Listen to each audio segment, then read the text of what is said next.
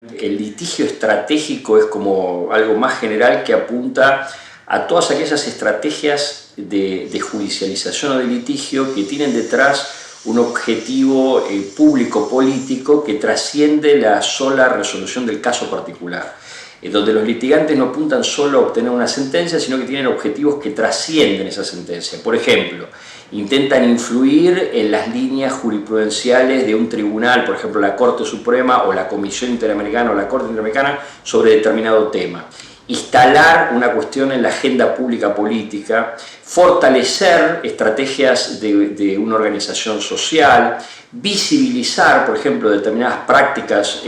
o comportamientos estatales y usan el litigio para que esos temas sean conocidos por el resto de la opinión pública y mover procesos, por ejemplo, de cambios de política pública o legislativos.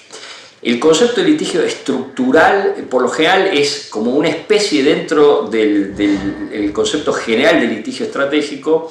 y tiene que ver con la escala del litigio, o sea, aquellos litigios que tienen un componente estratégico, pero que además influyen en aspectos que hacen a la transformación de ciertas estructuras sociales, políticas, culturales, ¿no? Por ejemplo, aquellos que intentan no incidir en una política determinada, sino transformar las reglas con las cuales se decide cierta política pública o cambiar relaciones de poderes entre actores sociales o políticos, o influir en un conflicto de una escala mucho más grande que un mero conflicto colectivo, ¿no? Por ejemplo,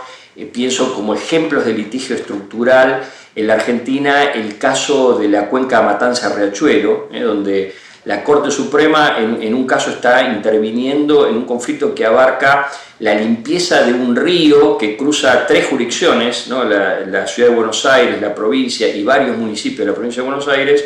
pero que para intervenir en la cuestión de la limpieza de ese río tiene que abordar, por ejemplo, lo que es la contaminación de las industrias en el río, la relocalización de las industrias, la relocalización de las poblaciones que viven en las zonas afectadas, incidir sobre los procesos de la política ambiental y sanitaria y de salud entre las 3 jurisdicciones, incluso interviene creando una nueva institucionalidad que previamente no existía. Entonces, la escala, la dimensión, le da un componente estructural a ese litigio. O pienso también como ejemplo del litigio estructural la intervención de la Corte Constitucional colombiana en relación con la población desplazada en Colombia, donde lo que hace la Corte es visibilizar una cuestión que no se veía como un problema social diferenciado dentro de lo que era el conflicto armado interno en Colombia, e incluso ir generando una nueva institucionalidad y hasta un nuevo campo de política pública vinculado con el desplazamiento que no existía hasta que la cuestión se judicializa en ese litigio. O sea,